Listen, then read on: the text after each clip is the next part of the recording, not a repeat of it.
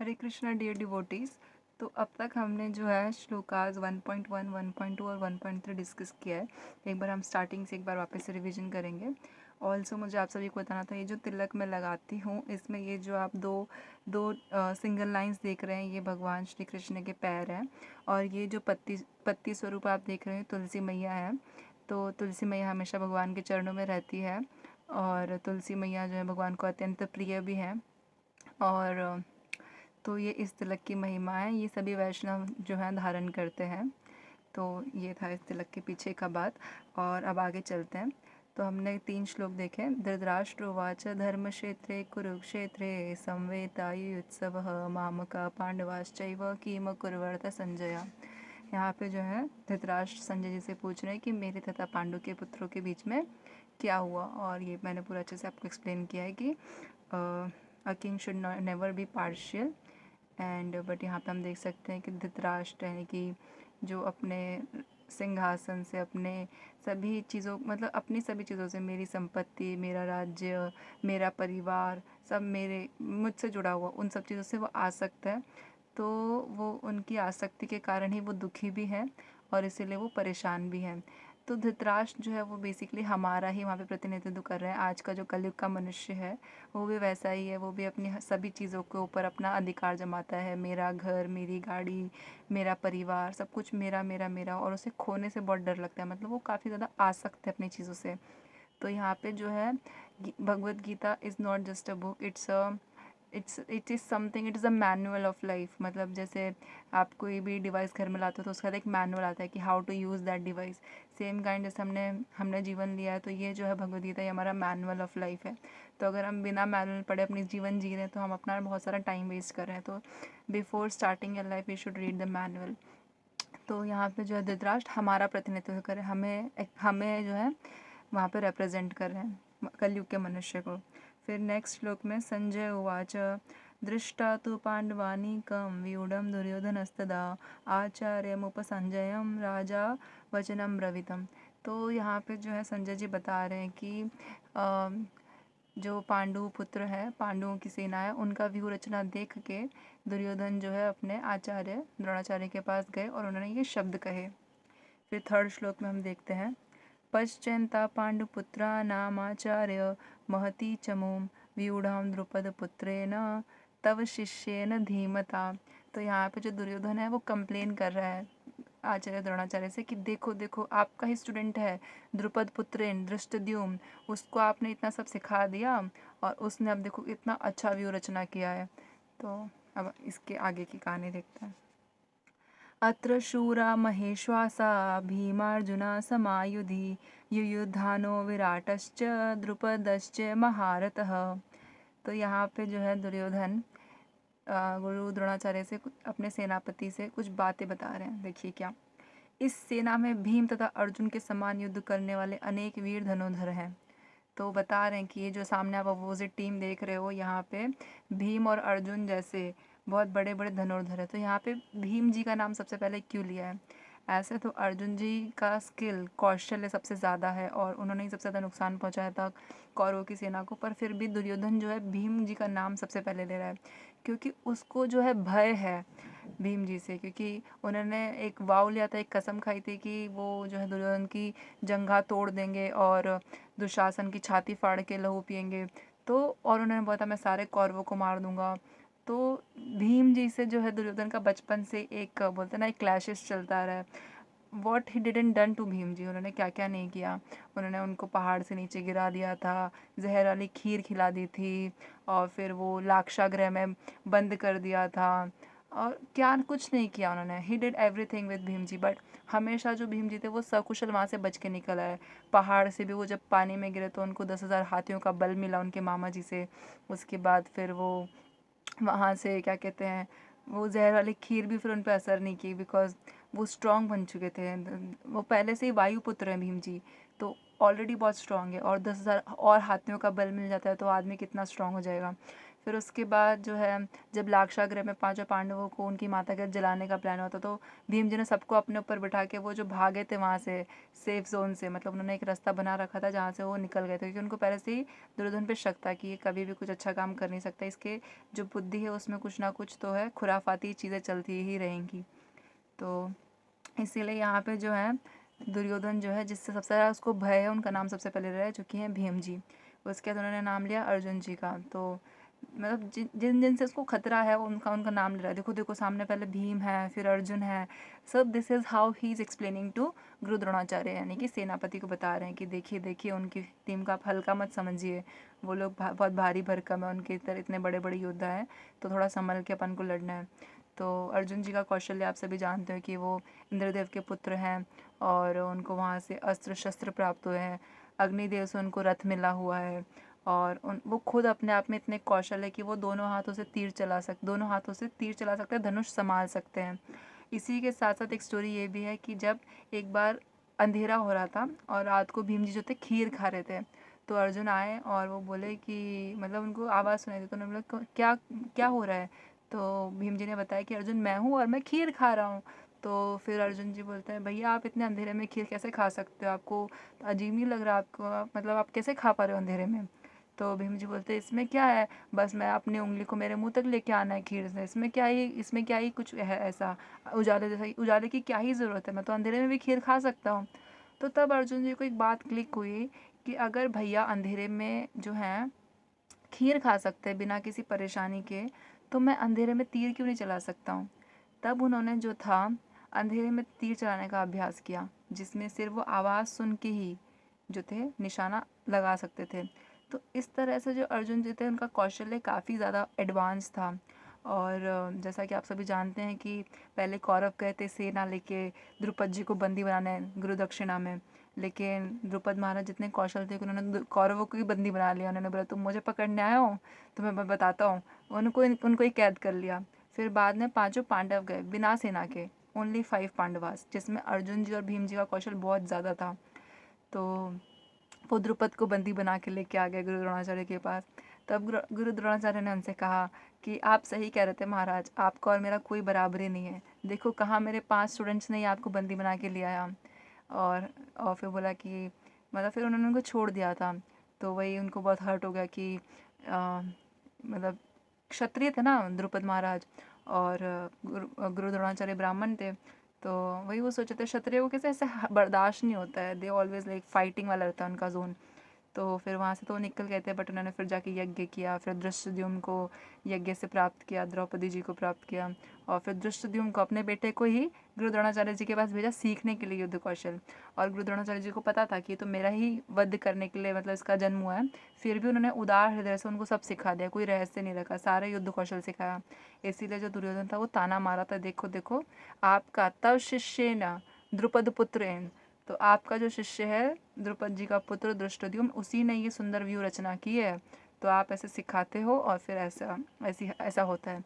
तो फिर वो चेतावनी भी रहता है कि आप ज़्यादा उदारता मत दिखाना कि आपके प्यारे शिष्य हैं सामने वाली पार्टी में, तो उनके प्रति आपका कोमल हृदय हो, नहीं, अभी देखो मैं आपको बता रहा हूँ वहाँ पे कौन कौन है, कितने बड़े बड़े महारथी हैं। तो सेना में कैसे होते हैं, अर्धरथी होते हैं, रथी होते हैं, और अर्धरथी होते हैं, रथी होते हैं, और एक एक होते हैं को अतिरथी होते हैं, और महारथी होते हैं। तो जो अर्धरथी होते हैं वो आधे योद्धा से लड़ पाते हैं, मतलब जो अ, मतलब जो ज़्यादा सैनिक मतलब जिनके पास रथ वगैरह नहीं होते, जो अर्धरथी होते हैं, मतलब जो ज़मीन पे फाइट करते हैं, सैनिक। फिर होते हैं रथी जो 1 to 1 फाइट करते हैं, एक रथ दूसरे रथ से फाइट कर रहा है, वो होता है रथी। फिर होते हैं अतिरथी जो एक रथ 1000 लोगों से फाइट कर पा रहा है, उसको बोलते हैं अतिरथी। और फिर आते हैं महारथी।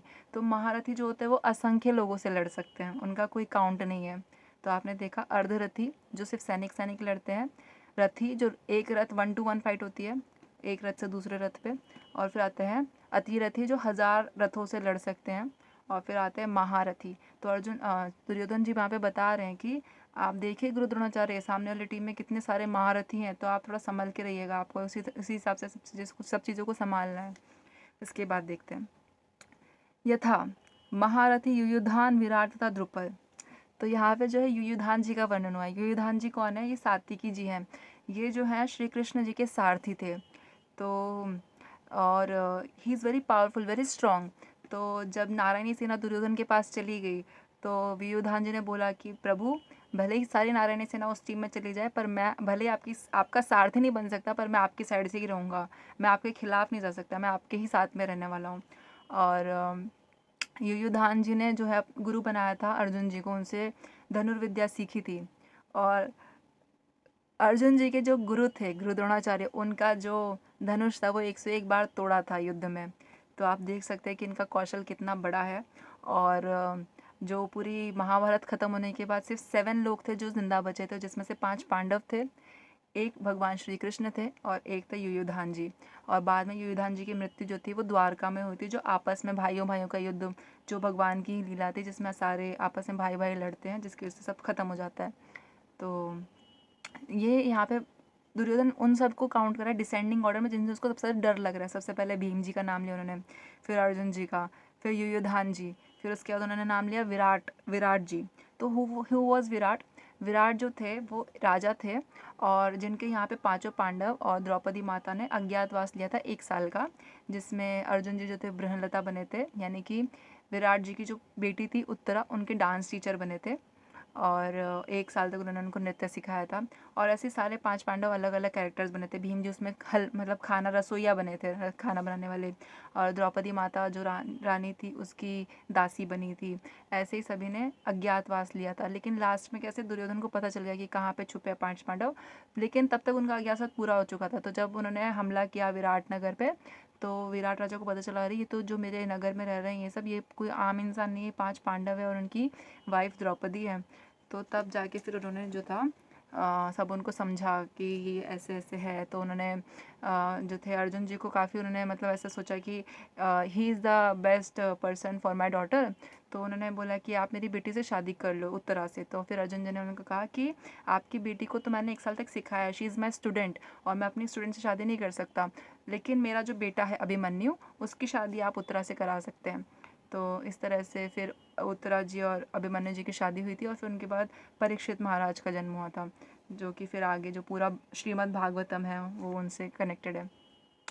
तो ये यहाँ पे जो आप देख सकते हैं कि जो विराट राजा थे वो भी पांडवों की साइड थे। तो अभी तक भीम, अर्जुन, युयुधान जो कि सात्विकी जी हैं, विराट जी पूरा उनके साथ, सिर्फ वो अकेले नहीं, उनका पूरा सेना है। विराट राजा विराट का पूरा सेना है। फिर लास्ट में उन्होंने नाम लिया है द्रुपद का। तो द्रुपद जी को तो पहले से ही कौरवास जानते हैं कि हमारा कितना बुरा हाल किया था जब हम उनको बंदी बनाने गए थे गुरु दक्षिणा के टाइम पर, उन्होंने तो हमको पकड़ लिया था।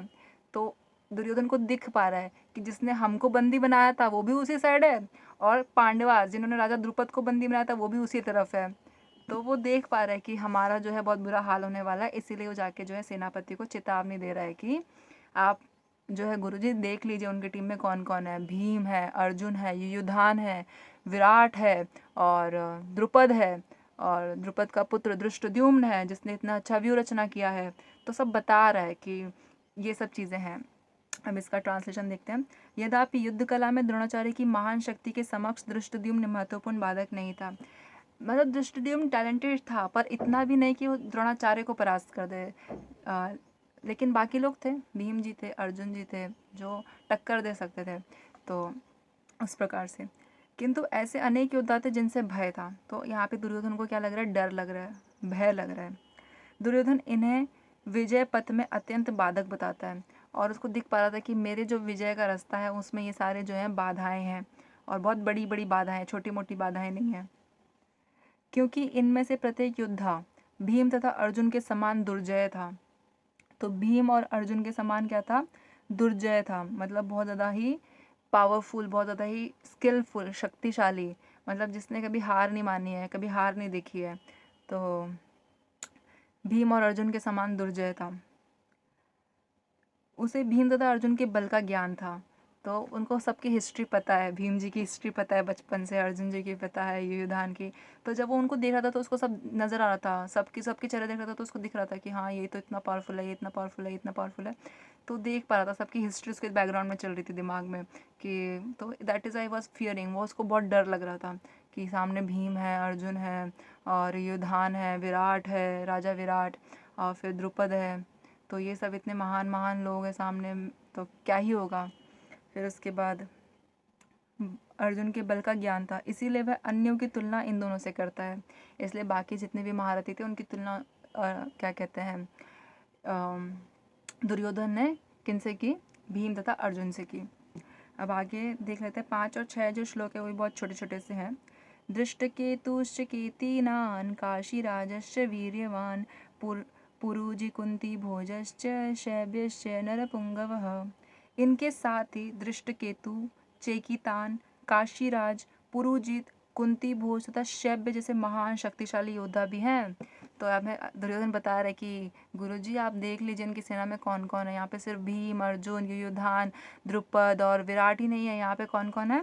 यहाँ पे है दृष्टकेतु है, यहाँ पे चेकितान है, यहाँ पे काशीराज है, यहाँ पे पुरुजित है, यहाँ पे कुंती भोज है। कौन है कुंती भोज? कुंती जी के पापा कुंती भोज हैं, तथा शैब्य जैसे महान शक्तिशाली योद्धा भी हैं। तो यहाँ पे आपको इनको बिल्कुल हल्के में नहीं लेना। ये सब जो है अपोजिट टीम में है, अपन से लड़ने के लिए आए हैं। तो आप देख लीजिए अपना क्या होगा। तो बेसिकली वो उसको डर लग रहा है और वो सामने वाले को जो है बताने गया है कि देखो ऐसे ऐसे है, तो हमें कितना तैयारी करना है। और 6 श्लोक में है, युधामन्युश्च विक्रांत उत्तमौजाश्च वीर्यवान् सौभद्रो द्रौपदेयाश्च सर्व एव महारथः। पराक्रमी युधामन्यु, अत्यंत शक्तिशाली उत्तमौजा, सुभद्रा का पुत्र तथा द्रौपदी के पुत्र, ये सभी महारथी हैं। तो बता रहा है कि यहाँ पे और भी लोग हैं। पराक्रमी युधामन्यु है, अत्यंत शक्तिशाली उत्तमौजा है, सुभद्रा जी का पुत्र है अभिमन्यु, तथा द्रौपदी के 5 पुत्र हैं। ये सब कौन है? महारथी हैं। ये सब छोटे मोटे लोग नहीं हैं, ये सब महारथी हैं। और मैंने आपको भी बता दिया कि महारथी कौन होता है? जो अनन्यूमरेबल लोगों से, इनन्यूमरेबल लोगों से फाइट कर सकता है। काउंट नहीं है उनका, वो 1000 के ऊपर, मतलब इट इज़ बियॉन्ड 1000, मतलब 1000 के ऊपर ही जो है उनका है काउंट। लेकिन अर्धरथी आपको पता चल गया जो ज़मीन पे फाइट करते हैं, सैनिक। रथी आपको पता चल गया एक रथ से दूसरे रथ। अतिरथी जो 1000 रथों से लड़ सकता है, और महारथी जो इन्यूमरेबल नंबर्स से लोगों से लड़ सकता है। तो यहाँ पे जो है दुर्योधन ने सिर्फ जो है महारथी को गिना है। जितने भी महारथी अभी तक उनकी आंखों के सामने दिख रहे हैं उन सबको उसने गिन लिया। तो दिस इज़ हाउ यहाँ पे अब जो है दुर्योधन बहुत ज़्यादा डरा हुआ है, क्योंकि उसको अब दिख रहा है कि इतने पावरफुल लोग सामने वाली टीम में हैं, तो हमारा क्या ही हाल होने वाला है। और इंसान को पता होता है कि उसने क्या क्या लाइफ में किया है, तो अपने कर्मों के बारे में उसको भली भांति ज्ञात है कि मैंने क्या क्या किया है। और तो यही है कि भगवत गीता जो है हमें इतनी सारी शिक्षाएं देती हैं। तो यहाँ पे जो है भगवत गीता में आप खुद को रख के देखिए तो आपको जो है चीज़ें आपसे रिलेटेड पता चलेंगी कि हाँ मैं भी शायद यही गलती कर रहा हूँ जो इस बुक में कैरेक्टर्स ने की है। ये सिर्फ कैरेक्टर्स नहीं, तो एक बहुत बड़ी गाथा है, लेकिन यहाँ पे आप इनको भी कैरेक्टर समझ सकते हैं और इनमें अपने आप को रख के जो गलतियाँ इन्होंने की है वो हमें नहीं करनी है, और इनको जो बोलते हैं ना जो शिक्षाएं मिली हैं वो हमें लेनी है।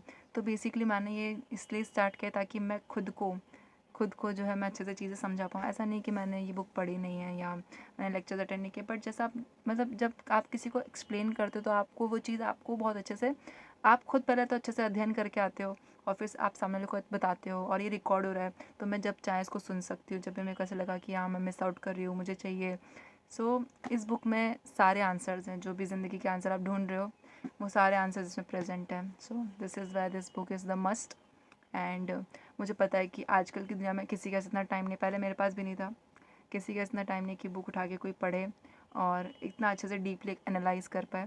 That is why I am recording all this video whatever I have learn and trying to help other people, yeah, other devotees.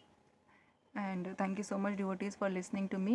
Vansha kalpatrubhyasya kripa sindhubhya eva च पतितानां पावनेभ्यो वैष्णवेभ्यो नमो नमः। अनंत कोटि वैष्णव वृंद की जय, श्रील प्रभुपाद की जय, जिन्होंने इस पुस्तक को हमारे लिए सरल भाषा में ट्रांसलेट कर दिया संस्कृत से हिंदी में। और ग्रंथराज श्रीमद् भगवद गीता की जय। ये ग्रंथराज है, पूरी पुस्तकों में राजा है, ये ग्रंथों में राजा है। ग्रंथराज श्रीमद् भगवद गीता की जय। हरि बोल। हरे कृष्णा, दंडवत प्रणाम सभी को।